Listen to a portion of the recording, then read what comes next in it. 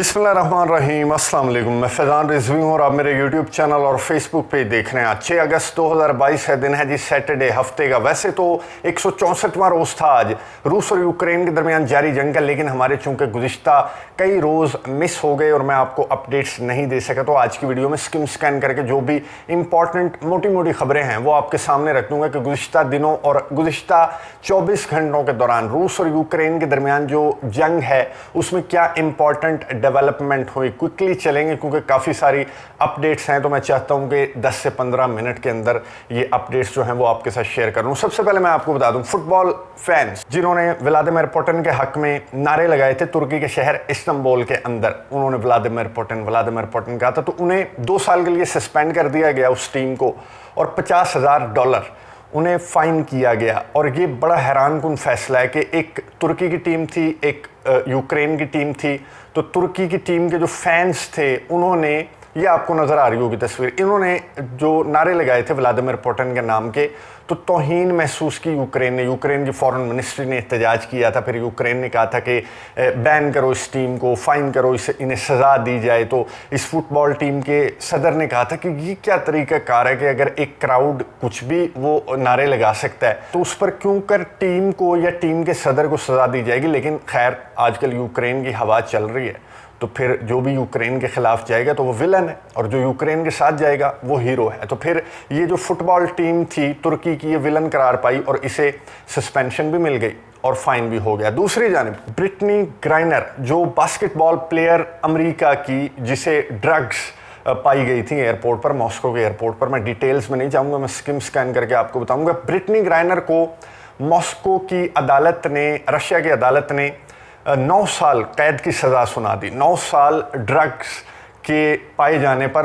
Russia में काफ़ी strict है ड्रग्स के मामले पर, अगर कोई पकड़ा जाता है तो फिर दूसरा रूस और यूक्रेन की जंग और अमेरिका के किरदार ने मज़ीद तड़का लगा दिया और ये जो बास्केटबॉल प्लेयर है इसे 9 साल की सज़ा हो गई। हालांकि जो अमरीकी ऑफिशियल्स हैं, क्योंकि अमेरिका के अवाम बहुत ज़्यादा, ये 2 टाइम्स चैम्पियन है ये ब्रिटनी ग्राइनर, तो अमेरिका के अवाम बहुत ज़्यादा एहतजाज कर रहे थे, जो बाइडन को बहुत ज़्यादा लान तान कर रहे थे कि आप एक हमारी चैम्पियन को नहीं छुड़वा सकते, आपका क्या किरदार है। तो एंटनी ब्लिंकन ने ऑफ़र भी किया था रशिया को कि प्रिजनर्स का तबादला कर लेते हैं, तो उस पर बातचीत हुई। तो रशिया ने अपने जो प्रिजनर है अमेरिका के कैद में, तो रशिया ने कहा था कि तुम उसे छोड़ो, हम ब्रिटनी ग्राइनर को छोड़ देंगे। तो मामला अभी बातचीत चल ही रही थी कि अदालत ने सज़ा सुना दी, तो फिर दौड़े लग गई अमेरिका की। एंटनी ब्लिंकन ने दोबारा से बयान दिया और ये कहा कि हम जल्द जो है ब्रिटनी ग्राइनर को छुड़वा लेंगे और जो भी रशिया के मुतालबात हैं, जो भी उन्हें कैदी चाहिए, हम उसका तबादला करने के लिए तैयार हैं। फ़िलहाल जो है दोनों जानिब से एग्रीमेंट शो कर दिया गया है फैसला सुनाए जाने के बाद भी, लेकिन अभी तक जो कोई डेवलपमेंट है या ब्रिटनी ग्राइनर की जो रिहाई है उस पर कोई डेवलपमेंट फ़िलहाल जो है गुज़िश्ता 3-4 रोज़ के दरमियान सामने नहीं आई थी। 3 मज़ीद कश्तियाँ वो निकल गई ओडेसा की पोर्ट से इन 3-4 रोज़ के दौरान।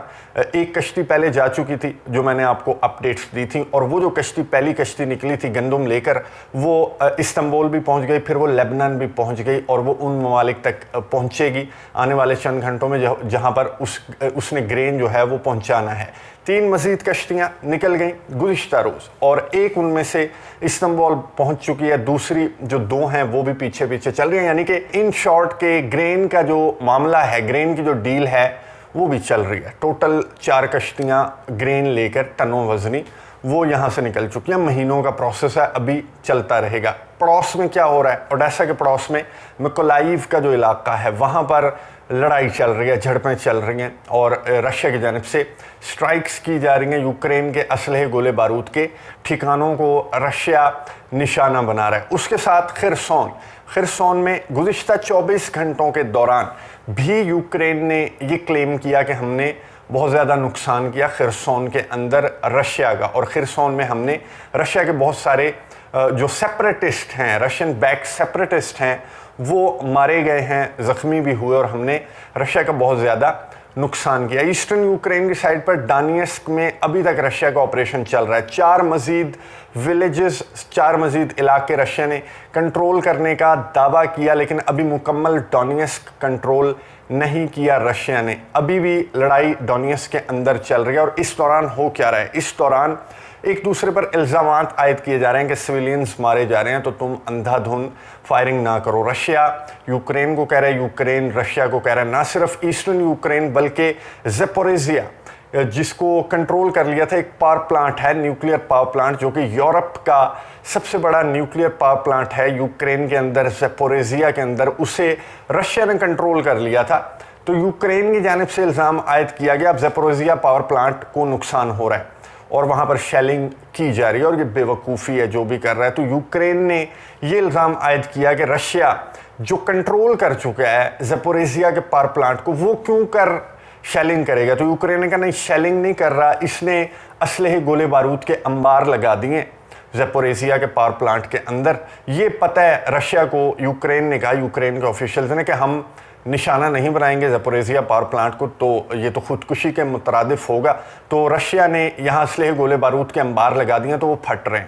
تو یہ لاجک یوکرین کا ہے. اور دوسری جانب رشیا نے الزام عائد کیا یوکرین پر کہ نیوکلیئر پاور پلانٹ کو یوکرین کی جانب سے نشانہ بنایا جا رہا ہے اور یہ بے وقوفی ہے, خودکشی کے مترادف ہے, تو یوکرین ایسا نہ کرے. تو ایک دوسرے پر الزامات عائد کیے جا رہے ہیں. تو یہ کر کون رہا ہے؟ ایمنسٹی انٹرنیشنل کی ایک رپورٹ سامنے آئی. ایمنسٹی انٹرنیشنل نے کہا کہ یوکرین آپ سویلینز کو ڈھال بنانے سے باز رہیں, یوکرین آپ سویلین علاقوں کے اندر اپنی ملٹری بیسز بنانے سے باز رہیں, اور ایسا کرنے سے آپ سویلینز کو نقصان پہنچا رہے ہیں. ایک ایسی رپورٹ ایمنسٹی انٹرنیشنل کی جس پر یوکرین کے صدر ولادیمیر زیلنسکی نے بہت زیادہ غصہ کیا اور یہ کہا کہ ایمنسٹی انٹرنیشنل تم بائسڈ ہو چکے ہو, تم رشیا کا ساتھ دے رہے ہو, ایک مظلوم ہے, ایک ظالم ہے, تم کیسے کہہ سکتے ہو کہ ہم سویلینز کو نقصان پہنچا رہے ہیں اور ہم غلط کر رہے ہیں, تو اپنے الفاظ واپس لو. یہ یوکرین کے صدر ولادیمیر زیلنسکی نے احتجاج کیا, پھر پوری دنیا کو مخاطب کرتے ہوئے کہا کہ دیکھو بک گیا ایمنسٹی انٹرنیشنل. ایمنسٹی انٹرنیشنل کی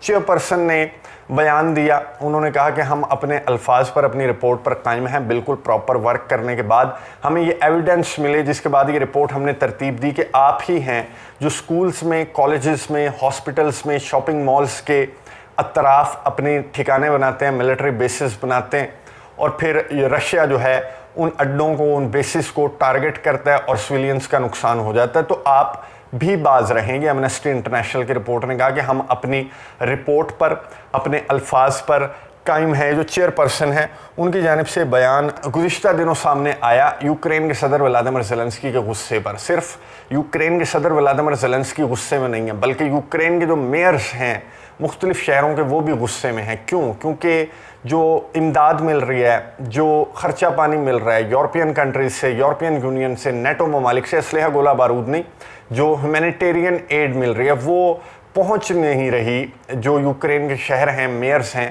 ان تک نہیں پہنچ رہی. اب میئرز کیوں ڈیمانڈ کر رہے ہیں؟ کیونکہ ولادیمیر زیلنسکی, یوکرین کے صدر کی اپنی پالیسی تھی کہ جو پیسہ ہے وہ ڈیوائیڈ کیا جائے گا اور میئرز جو ہیں وہ اپنے اپنے شہروں کا خیال رکھیں گے. تو میئرز کی جانب سے احتجاج کیا جا رہا ہے کہ دے دو, کدھر گئے وہ ملینز آف ڈالرز جو امداد کی شکل میں آ رہے ہیں, تو ہم بھی اپنے شہریوں کے لیے کچھ کریں, یا آپ اس سے کیا کر رہے ہیں اس پیسے سے. تو یہ جھگڑا یوکرین کے صدر ولادیمیر زیلنسکی اور میئرز کے درمیان چل رہا ہے. تو یوکرین کے صدر نے کیا کیا؟ یوکرین کے صدر نے اپنا غصہ یورپین یونین پر اتار لیا. یوکرین کے صدر ولادیمیر زیلنسکی نے کہا کہ نہیں, مزہ نہیں آیا, آپ کی امداد نہیں پہنچ رہی, آپ کا اسلحہ نہیں پہنچ رہا, آپ کھل کر مدد نہیں کر رہے یوکرین کی. تو ایک طرف تو یوکرین کو استعمال کر رہے ہیں یورپین کنٹریز, امریکہ, برطانیہ, دوسری طرف یوکرین بھی بڑا فائدہ اٹھا رہا ہے اپنی ہیرو گیری کا. یوکرین کے صدر ولادیمیر زیلنسکی یہ سمجھتے ہیں کہ انہیں میری ضرورت ہے اور اس وقت میں جو بھی ڈیمانڈ کروں گا وہ پوری کریں گے ممالک. تو یوکرین کے صدر ولادیمیر زیلنسکی وہ کہتے ہیں نا کہ منہ کھلا کا کھلا ہے ان کا,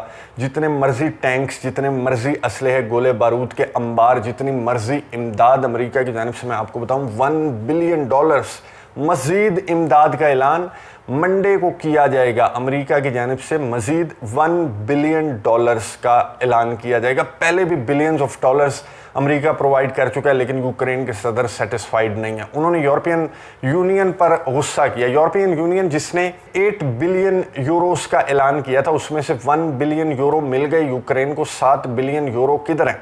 ये यूक्रेन के सदर व्लादिमीर ज़ेलेंस्की ने कहा, जो कि सितंबर तक यूरोपियन यूनियन ने कहा था कि हम आपको तमाम 8 बिलियन यूरोस दे देंगे। अभी तक 1 बिलियन यूरो का मतलब यह है कि अब 1-2 महीने में तो नहीं दे सकते 8 बिलियन यूरो, और बड़ी सोच के ये ममालिक जो हैं वो इमदाद जारी कर रहे हैं। तो यूक्रेन के सदर ने कहा कि मेरे मेयर्स जो हैं वो मेरे से नाराज़ हो रहे हैं और आपकी इमदाद है कि वो आने का नाम नहीं ले रही, आप इतनी ज़्यादा किस्तों में भेजेंगे तो फिर मैं रशिया को जंग नहीं हरा सकूँगा, इसलिए दिल खोल कर इमदाद दीजिए, दिल खोल कर असलहा दीजिए और मैं आपके लिए किरदार अदा करूंगा। और दिल खोल कर कुछ ममालिक जो हैं वो दे रहे हैं। अमेरिका का मैंने आपको बता दिया 1 बिलियन एडिशनल एड प्रोवाइड की जाएगी।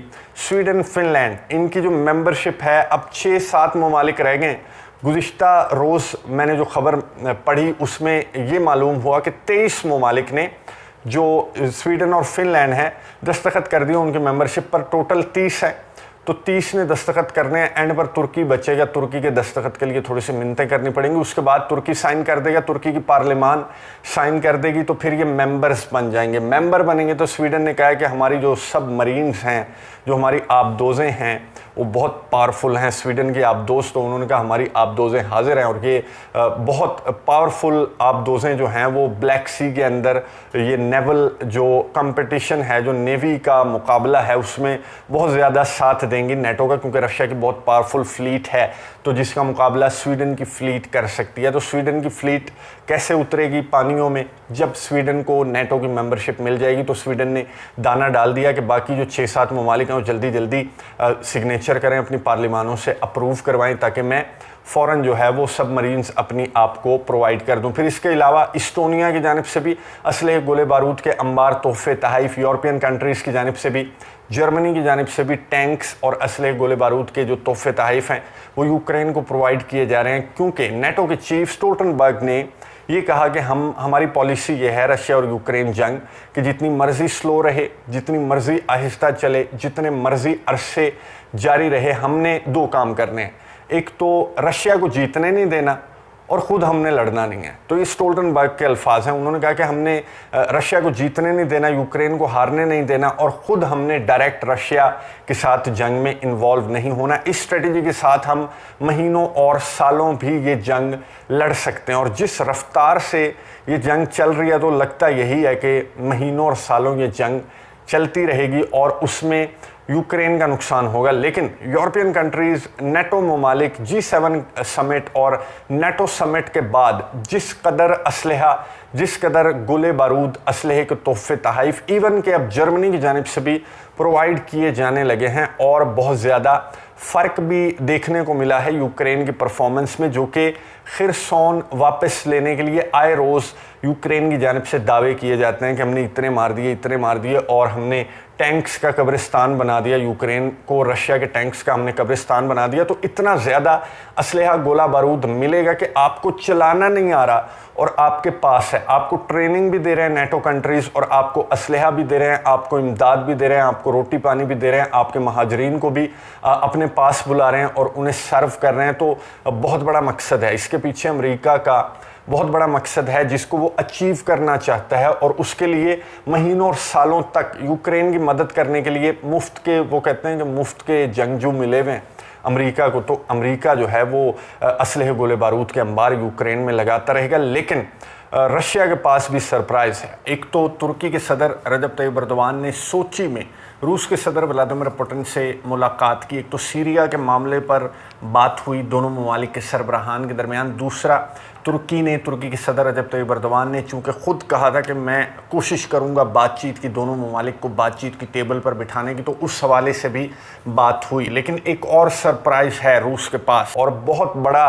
सरप्राइज़ रशिया आने वाले चंद घंटों के अंदर दे सकता है। वो ख़बर अभी मुकम्मल कंफर्म नहीं है, जब मुकम्मल कंफर्म होगी तो वो ख़बर आपके साथ अगली वीडियो में शेयर कर दूंगा कि रशिया, नेटो, यूरोपियन कंट्रीज़ और यूक्रेन को क्या सरप्राइज़ देने वाला है, और क्या सरप्राइज़ देकर बताने वाला है कि अगर तुम्हारे दोस्त हैं تو ہمارے بھی دوست ہیں، اور اگر تمہاری مدد کی جا سکتی ہے تو رشیا کی کیوں نہیں۔ اگلی ویڈیو میں آپ کے ساتھ یہ ڈیٹیلز بھی شیئر کر دوں گا، اور جو چائنا اور تائیوان کے تنازع کے حوالے سے میں نے آپ کو کہا تھا کہ ویڈیو آپ کے ساتھ شیئر کروں گا ہسٹری کے حوالے سے، تو وہ ویڈیو آلموسٹ ریڈی ہے۔ تو آج صبح، کیونکہ اب 7 اگست سٹارٹ ہو چکی ہے، تو آج صبح وہ ویڈیو آپ کے ساتھ شیئر کر دوں گا۔ اس کے علاوہ فلسطین اور اسرائیل کا تنازع اس وقت ٹاپ سٹوری ہے، تو فلسطین اور اسرائیل کے تنازع پر بھی بات کریں گے۔ فلسطینی بھائیوں کے لیے دعا کرتے رہیں اور اپنے اپنے پلیٹ فارم سے فلسطین کے لیے ضرور آواز اٹھایا کریں۔ اگلی ویڈیو تک کے لیے اجازت دیجیے، اللہ حافظ۔